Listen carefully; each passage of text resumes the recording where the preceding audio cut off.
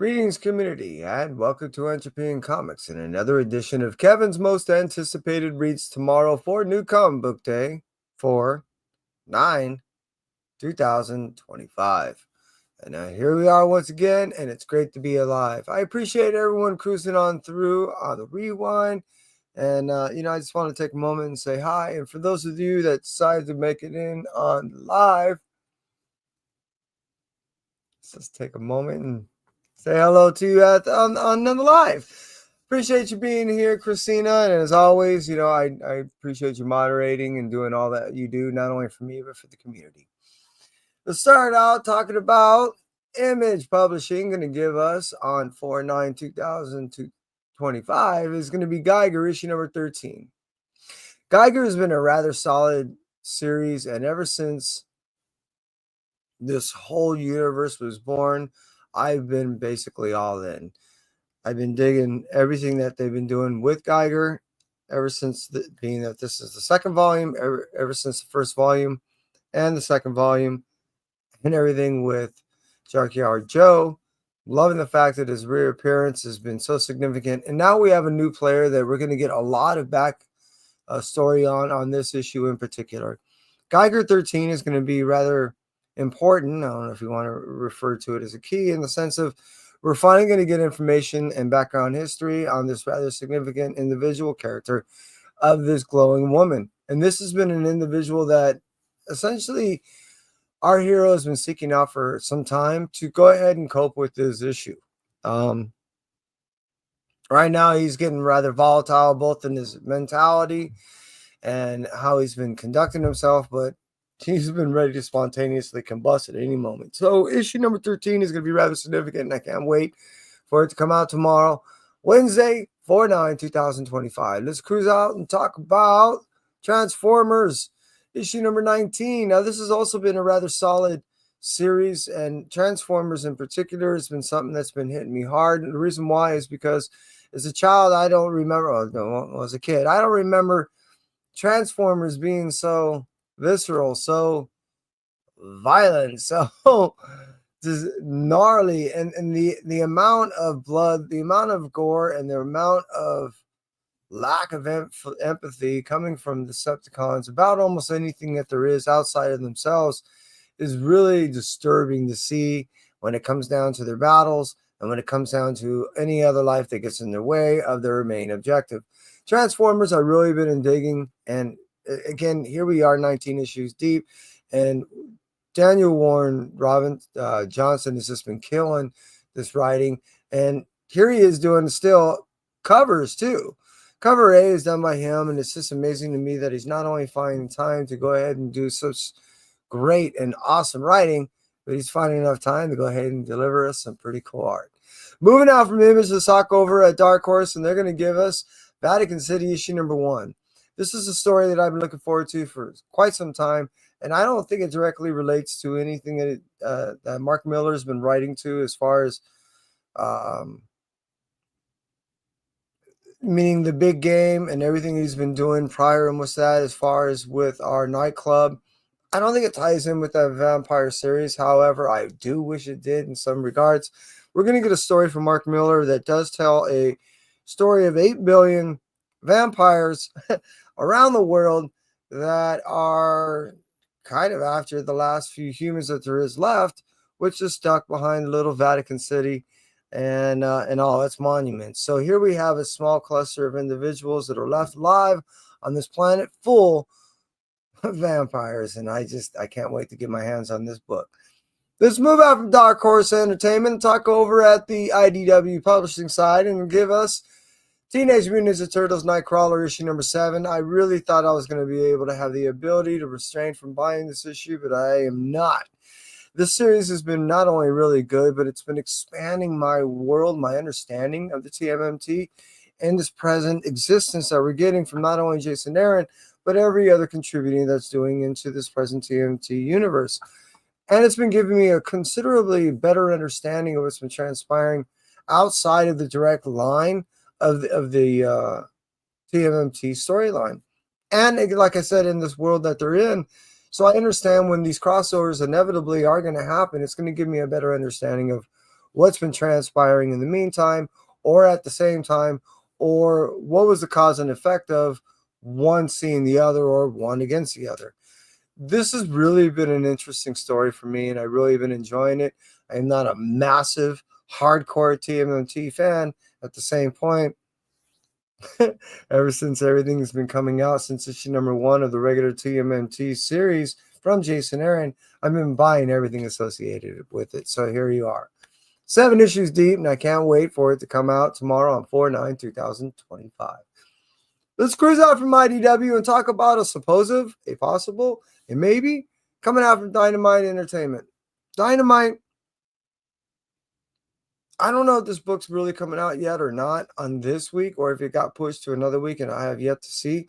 But this book that I'm waiting for is Giant Size Wacky Races. This is based off I think it's like 1965 cartoon of the Wacky Racers that had everyone from like Batman to Scooby-Doo to some of the classic racers that we saw in the regular races that lasted all the way up until, I want to say, in the early 70s. There were like 13 of the main core group racers. And I just want to get in my hands on this book again, just to reminisce on the days of yore, and hopefully, if it's popular enough, to go ahead and get my hands on something that might be able to spur, if it's popular enough, another cartoon. Wouldn't that be awesome? A movie, shorts.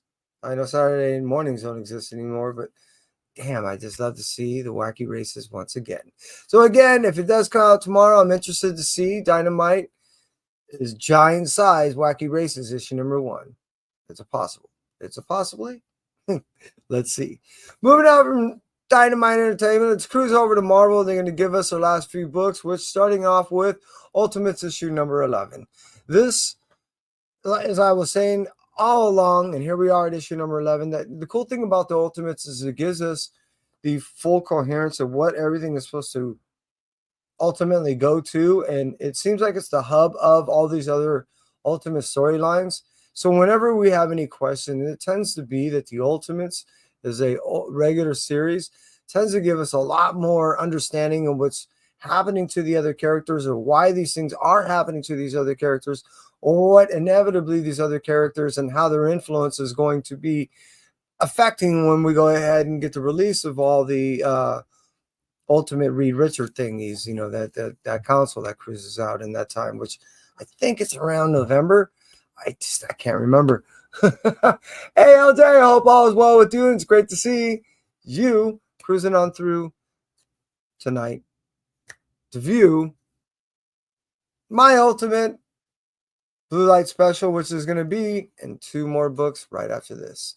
So Ultimates 11 is just one of my most anticipated reads, and I can't wait to get it in my lovely little hands. Moving out from Ultimates 11, let's talk about Incredible Hulk issue number 24. I really have been digging what this has been, doing with Charlie and Hulk and Banner. They've been hating one another as far as Hulk and Banner, like I haven't seen in quite some time. At the same point, they're going to have to go ahead and get along once again to go ahead and assist Charlie in a predicament and what's been going on. Also, Hulk is going to have to fight magic, what he hates some of the most of all. And they're going to have to work together, especially Banner, because he's the mind's going to have to go ahead and bring all this together, because they're going to have to formulate a plan against all this, or they're just all screwed. So I can't wait to go ahead, and this has been a solid series. Here we are 2 years down the pipe. It's been rather poignant at times. It's definitely been really, it's been coming out every month, so I really appreciate the fact that it's been really prompt as far as its initial release following the last volume, and giving us some understanding of the 2 volumes predecessors. And we're also going to get a touch on some more understanding of this issue coming out that explains some more stuff that happened in some of the Hulk of yore. I really dig into how not only has this been written, but how it explains some of the other series in past, and not just touching on it to go ahead and get you to buy some of the Hulks of the past, but to give explanations to some of the questions that were never really fully explained. Digging it. Can't wait for Incredible Hulk issue number 24 coming out on 4/9/2025. Let's move out from the Incredible Hulk, talk about Doctor Strange of Asgard issue number 2. Issue number 1 was a great setup. I really, really enjoyed it. It was something that I really thought was going to be cheesy, stupid, and just a money grab to the overall storyline of what was going on with Doom.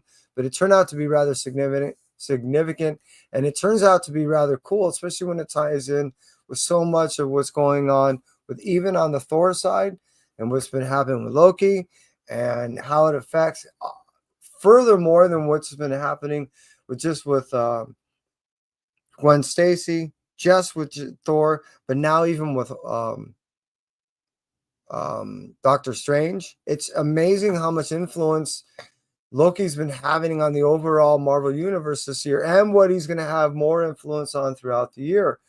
Between this and all the Wolverine stuff and all the basically all the hell stuff that's been going on, that will be going on throughout the summer, coincidentally enough. These are the major storylines that are going to be going on along with Doom, which is a Doom title in some regards. So Doctor Strange of Asgard issue number 2 is really high on my most anticipated reads, and it only almost made it there. However, it just missed. Hey, Jag, hope all is well with you. Just made it for my Blue Light Special. My Blue Light Special this week is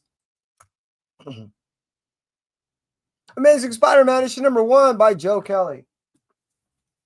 This is one of the covers I got.